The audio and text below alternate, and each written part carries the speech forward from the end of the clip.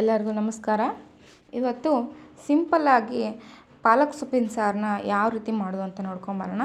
ಇದು ಮುದ್ದೆಗೆ ಆಗಿರ್ಬೋದು, ಚಪಾತಿ, ರೊಟ್ಟಿಗೆ, ಅನ್ನಕ್ಕಾಗಿರ್ಬೋದು, ಎಲ್ಲದಕ್ಕೂ ಕಾಂಬಿನೇಷನ್ ಚೆನ್ನಾಗಿರುತ್ತೆ. ಇದನ್ನು ಯಾವ ರೀತಿ ಮಾಡೋದು ಅಂತ ನೋಡ್ಕೊಂಬರೋಣ. ಇನ್ನು ಯಾರಾದರೂ ನಮ್ಮ ಚಾನಲ್ ಹೊಸದಾಗಿ ನೋಡ್ತಾ ಇದ್ದರೆ ಪ್ಲೀಸ್ ಸಬ್ಸ್ಕ್ರೈಬ್ ಮಾಡ್ಕೊಳ್ಳಿ, ಹಾಗೆ ಪಕ್ಕದಲ್ಲಿರುವ ಬೆಲ್ ಐಕನನ್ನು ಕ್ಲಿಕ್ ಮಾಡ್ಕೊಳ್ಳಿ. ಈಗ ನಾನು ಇಲ್ಲಿ ಒಂದು ಕುಕ್ಕರ್ಗೆ ಒಂದು ಅರ್ಧ ಕಪ್ ಆಗೋಷ್ಟು ಬೇಳೆನ ತೊಗೊಂಡಿನಿ, ಬೇಳೆನ. ನೀವು ಯಾವ ಬೇಳೆನಾದರೂ ತೊಗೋಬೋದು. ನಾ ಇಲ್ಲಿ ಖಾರಕ್ಕೆ ತಕ್ಕಂತೆ ಹಸಿರು ಮೆಣಸಿನ್ಕಾಯಿನ ಹಾಕ್ಕೊಳತ್ತೀನಿ. ನೀವು ಒಣ ಖಾರ ಕೂಡ ಹಾಕ್ಕೋಬೋದು. ನಾ ಇಲ್ಲಿ ಒಂದು 2 ಟೊಮೊಟೊನ, ಮೀಡಿಯಮ್ ಸೈಜ್ ಟೊಮೊಟೊನ ಹಣ್ಣಾಗಿರೋದನ್ನು ನಾನು ಇಲ್ಲಿ ಕಟ್ ಮಾಡಿ ಹಾಕ್ಕೊಂಡಿನಿ. ಒಂದು ಅರ್ಧ ಟೀ ಸ್ಪೂನಷ್ಟು ಅರಿಶಿನ ಹಾಕ್ಕೊಂಡಿನಿ. ಹಾಗೆ ಒಂದು ಅರ್ಧ ಟೀ ಸ್ಪೂನಷ್ಟು ಜೀರಿಗೆನ ಹಾಕ್ಕೊಂಡೀನಿ.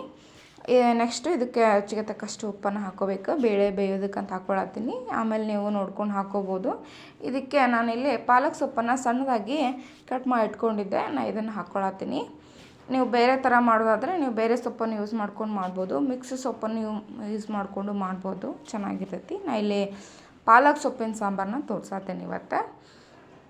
ಇದನ್ನಷ್ಟನ್ನು ಹಾಕ್ಕೊಂಡು ನಾನು ಇದಕ್ಕೆ ಬೇಳೆ ಬೇಯೋದಕ್ಕೆ ಎಷ್ಟು ನೀರು ಬೇಕಾಗುತ್ತೋ ಅಷ್ಟು ನೀರನ್ನು ಹಾಕ್ಕೊಂಡು ನಾನು ಇಲ್ಲಿ ಬೇಳೆ ಫುಲ್ ಸಾಫ್ಟ್ ಆಗಬೇಕು ಅಲ್ಲಿವರೆಗೂ ನಾನು ಇದನ್ನು ವಿಸಿಲ್ ಹಾಕ್ಕೊಂಬರ್ತೀನಿ. ಈಗ ನೋಡ್ತಾ ಇರ್ಬೋದು, ನಾನು ಇಲ್ಲಿ ನೀರನ್ನು ಹಾಕ್ಕೊಂಡು ಇದನ್ನು ಇವಾಗ ನೋಡ್ತಾ ಇರ್ಬೋದು ವಿಸಿಲೆಲ್ಲ ಹೋಗೈತಿ. ನಾನು ಇದನ್ನು ನೀರು ಬಸ್ತು ನಾನು ಇಲ್ಲಿ ಮಸ್ಕೊಳತ್ತೀನಿ, ಅಂದರೆ ಮ್ಯಾಶ್ ಮಾಡ್ಕೊಳತ್ತೀನಿ. ಫುಲ್ ಸಾಫ್ಟ್ ಆಗಬೇಕು. ಫುಲ್ ಸಾಫ್ಟ್ ಅಂತನೇನಿಲ್ಲ, ನಿಮ್ಗೆ ಹೇಗೆ ಬೇಕು ಹಾಗೆ ಮಾಡ್ಕೋಬೋದು. ನಾನು ಇಲ್ಲಿ ಸ್ವಲ್ಪ ಮೀಡಿಯಮ್ ಆಗಿ ಸಾಫ್ಟ್ ಮಾಡ್ಕೊಂಡೀನಿ. ಚೆನ್ನಾಗಿ ಇದನ್ನು ಮ್ಯಾಶ್ ಮಾಡಿಕೊಂಡು ಇದನ್ನು ಪಕ್ಕಕ್ಕೆ ಎತ್ತಿಟ್ಕೊಳ್ತೀನಿ. ಈಗ ನೆಕ್ಸ್ಟ್ ನಾನು ಏನು ಮಾಡ್ತೀನಿ ಅಂದ್ರೆ, ಒಂದು ಕುಕ್ಕರ್ಗೆ ನಾನು ಇಲ್ಲಿ ಎಣ್ಣೆ ಎಷ್ಟು ಬೇಕಾಗುತ್ತೋ ಸಾಂಬಾರಿಗೆ ನೀವು ನೋಡ್ಕೊಂಡು ಹೆಚ್ಚು ಕಮ್ಮಿ ಮಾಡ್ಕೋಬೋದು. ನಾನು ಇಲ್ಲಿ ಎಣ್ಣೆ ಹಾಕ್ಕೊಂಡೀನಿ. ಅದಾದ ನಂತರ ನಾನು ಇಲ್ಲಿ 1 ಗೆಡ್ಡೆ ಬೆಳ್ಳುಳ್ಳಿನ ಸಿಪ್ಪೆ ಸಮೇತ ಜಜ್ಜಿಬಿಟ್ಟು ನಾನು ಇಲ್ಲಿ ಹಾಕ್ಕೊಂಡೀನಿ. ಅದೊಂದು ಸ್ವಲ್ಪ ಕೆಂಪಗಾಗಬೇಕು. ಅದಾದ ನಂತರ ನಾನು ಇಲ್ಲಿ ಅರ್ಧ ಟೀ ಸ್ಪೂನಷ್ಟು ಜೀರಿಗೆ, ಅರ್ಧ ಟೀ ಸ್ಪೂನಷ್ಟು ಸಾಸಿವೆನ ಹಾಕ್ಕೊಳತ್ತೀನಿ. ಇನ್ನು ಹಾಕ್ಕೊಂಡಾದ ನಂತರ ನಾನು ಇಲ್ಲಿ ಒಣಮೆಣ್ಸಿನ್ಕಾಯಿನ 2 ಒಣಮೆಣ್ಸಿನ್ಕಾಯಿನ ಇಲ್ಲಿ ಹಾಕ್ಕೊಳತ್ತೀನಿ. ಇದು ಆಪ್ಷನಲ್ಲ, ಬೇಕಿದ್ರೆ ಹಾಕ್ಕೋಬೋದು. ಹಾಕ್ಕೊಂಡ್ರೆ ಚೆನ್ನಾಗಿರ್ತೈತಿ ಟೇಸ್ಟ್. ನಂತರ ನಾನು ಇದಕ್ಕೆ ಕರ್ಬೇವಿನ ಸೊಪ್ಪನ್ನು ನಾನು ಇಲ್ಲಿ ಹಾಕ್ಕೊಂಡೀನಿ. ಅದಾದ ನಂತರ ನಾನು ಇಲ್ಲಿ ಇದನ್ನು ಮಸ್ತ್ ಇಟ್ಕೊಂಡಿದ್ವಲ್ಲ, ನಾವೇನು ಮ್ಯಾಶ್ ಮಾಡ್ಕೊಂಡು ಇಟ್ಕೊಂಡಿದ್ವಲ್ಲ ಅದನ್ನು ಇದಕ್ಕೆ ನಾವು ಹಾಕ್ಕೋಬೇಕು, ಆ ಬೇಳೆನ. ನಾ ಇಲ್ಲಿಗ ನೋಡ್ತಾ ಇರ್ಬೋದು, ಇದು ಸ್ವಲ್ಪ ಫ್ರೈ ಆಗಲಿ ಒಗ್ಗರಣೆ ಅಂತ ನಾನು ಇಲ್ಲಿ ಬಿಟ್ಟೀನಿ. ಅದಾದ ನಂತರ ನೋಡ್ತಾ ಇರ್ಬೋದು, ನಾನು ಈಗ ಇಲ್ಲಿ ಸಾಂಬಾರನ್ನ ಹಾಕ್ಕೊಳತ್ತೀನಿ, ಅದಂದರೆ ಬೇಳೆನ ಹಾಕ್ಕೊಳತ್ತೀನಿ. ಇದು ಹಾಕ್ಕೊಂಡು ನಿಮಗೆ ನೀರು ಬೇಕಿದ್ದರೆ ಹಾಕ್ಕೋಬೋದು. ನೀವು ತೀರಾ ಗಟ್ಟಿನೂ ಮಾಡ್ಕೋಬೋದು, ನಿಮಗಿಷ್ಟ. ಅಂದರೆ ನಿಮ್ಗೆ ಹೇಗೆ ಬೇಕೋ ಹಾಗೆ ಮಾಡ್ಕೊಳ್ಳಿ. ನೀರಾದರೂ ಮಾಡ್ಕೋಬೋದು ಅಥವಾ ಗಟ್ಟಿಯಾಗೂ ಮಾಡ್ಕೋಬೋದು. ನಾನು ಇಲ್ಲೊಂದು ಸ್ವಲ್ಪ ತೆಳುವಾಗಿ ಮಾಡ್ಕೊಂಡೀನಿ. ನಾನು ಅದಕ್ಕೆ ಇನ್ನೊಂದು ಸ್ವಲ್ಪ ನೀರು ಹಾಕ್ಕೊಂಡೀನಿ.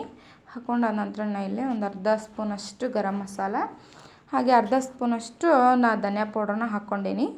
ಇದು ಹಾಕ್ಕೊಂಡಾದ ನಂತರ ಇದನ್ನು ಚೆನ್ನಾಗಿ ಒಂದ್ಸರಿ ಮಿಕ್ಸ್ ಮಾಡ್ಕೋಬೇಕು. ಉಪ್ಪು ನೋಡಿಕೊಂಡು ನೀವು ಇಲ್ಲಿ ಹಾಕ್ಕೋಬೋದು. ಈಗ ಉಪ್ಪು ಖಾರ ನೀವು ಚೆಕ್ ಮಾಡ್ಕೋಬೋದು. ನೀವು ಈ ಟೈಮಲ್ಲಿ ಒಣ ಖಾರ ಕೂಡ ಸೇರಿಸ್ಕೋಬೋದು, ಅಂದರೆ ಅಚ್ಚ ಖಾರದ ಪುಡಿಯನ್ನು ನೀವು ಸೇರಿಸ್ಕೋಬೋದು. ನಾನು ಇಲ್ಲಿ ಸ್ವಲ್ಪ ಉಪ್ಪು ಕಮ್ಮಿ ಆಗಿತ್ತು ಅಂತ ನಾನು ಇಲ್ಲಿ ಉಪ್ಪು ಹಾಕ್ಕೊಂಡೀನಿ. ಇದನ್ನೊಂದು ಸಾರಿ ಮಿಕ್ಸ್ ಮಾಡ್ಕೊಳ್ಳೋಣ.